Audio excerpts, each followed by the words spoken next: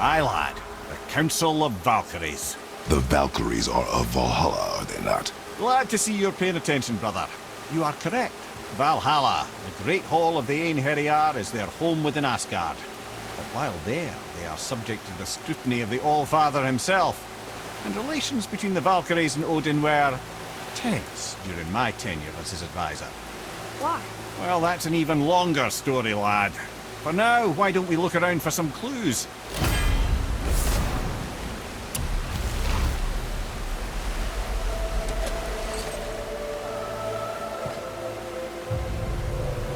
Whoa, you're back.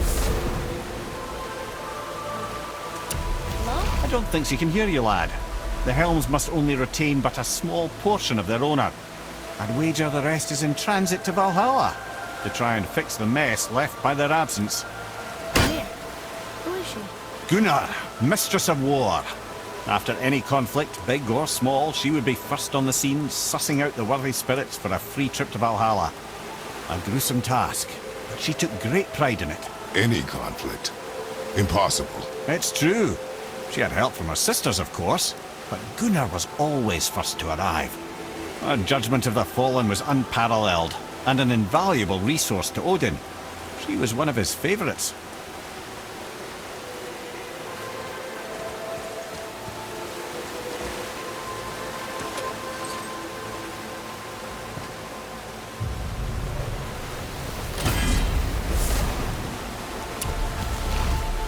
Ah, Gondul. Beautiful Gondul. And? Huh? That's it? Beautiful Gondul? No story or anything? Oh, sorry, lad. The sight of Gondul always took my breath away. Gondul had a silver tongue, a sharp wit, and struck a figure so stunning it literally drove men insane. Odin forbid her from setting foot in Midgard after a time, as insanity is not a welcome trait in Valhalla.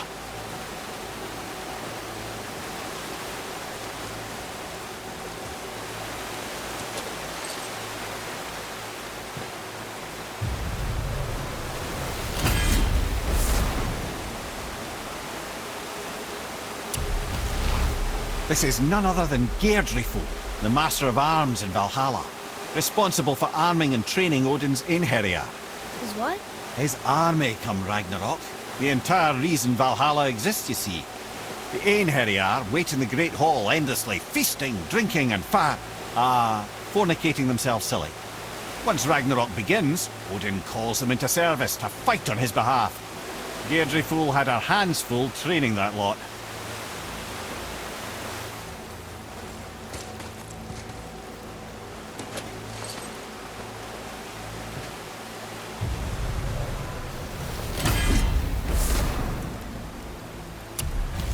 This, my friends, is Kara. Now, Valkyries are volatile by nature, but Kara, the lass is wild storm personified. A wild storm. Aye, calm and collected. Then the air would shift and the fury of her storm would unleash. 'Twas beautiful in a way, assuming you could find proper shelter. Her tears would cleanse the blood-soaked battlefields.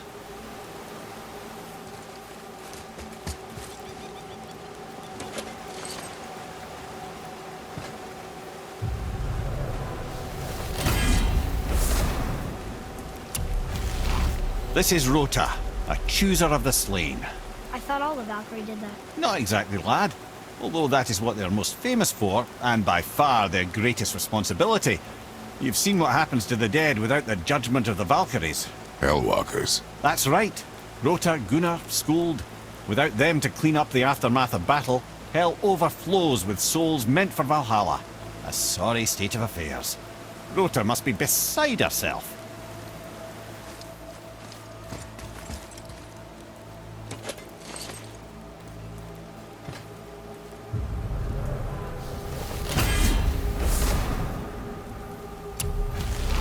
Ah, and here we have Eir, the healer. A Valkyrie healer? Strange. Eir was strange, as a matter of fact. Very quiet, very calm. Where her sisters were violent rapids, Eir was a gentle stream.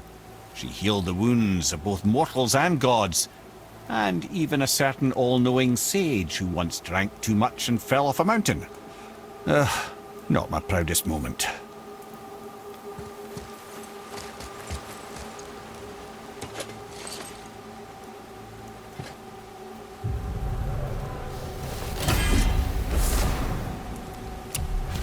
Well, well, Hilda, mistress of battle.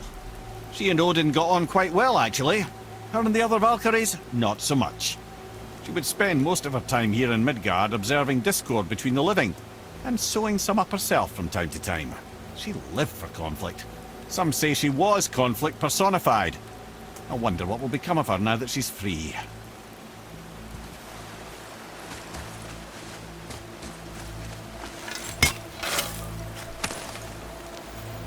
Well, that solves that treasure map.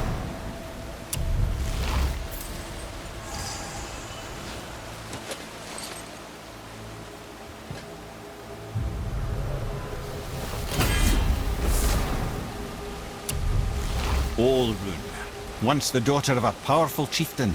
She fell defending him during a Reaver attack. Olrun was escorted to Valhalla, where she chose to devote her afterlife to the pursuit of knowledge above all else. Quite unusual behavior amongst the constant drinking and feasting of her fellow Valhallian denizens. How'd she end up a Valkyrie? Odin. He saw a kindred spirit in Olrun's single-minded pursuit of knowledge. He appointed her as the Valkyrie's resident historian.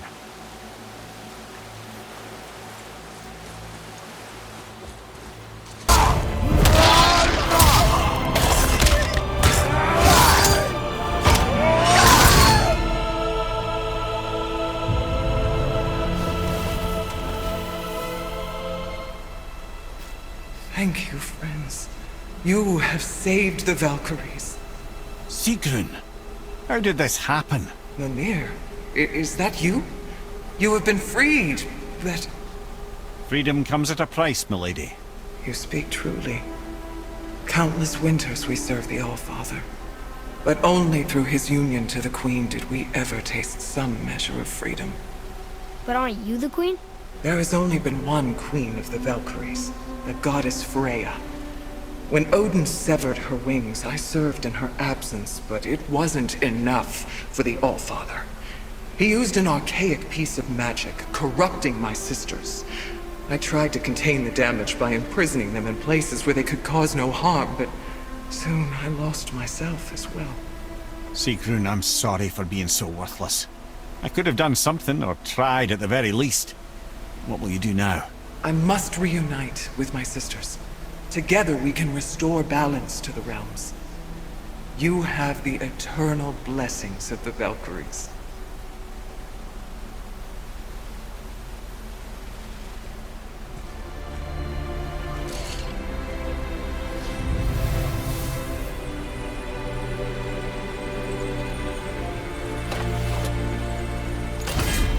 Well, we did it, I suppose. You don't sound very happy about it. It's difficult to be happy about anything when you're a reanimated head. I'm grateful we were able to set the Valkyries free. But so much of this could have been avoided, only... You said it yourself, Ed. It does not matter anymore. The past is the past. Well, that's awfully cheerful coming from you. I am in a good mood. The dwarves will make use of this helm.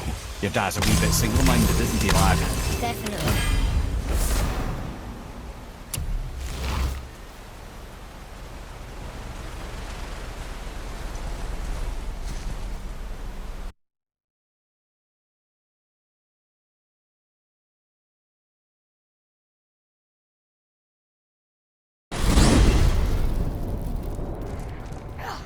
Wait, so Freya, Valkyrie Queen? She never told us. You never told us. Explain yourself, Ed. Or are you bewitched again? Not at all. Freya was Queen of the Valkyries at one point. Part of her marriage dowry included overseeing the Valkyries themselves. As a powerful Vanir goddess, they revered her. I never knew how much until now.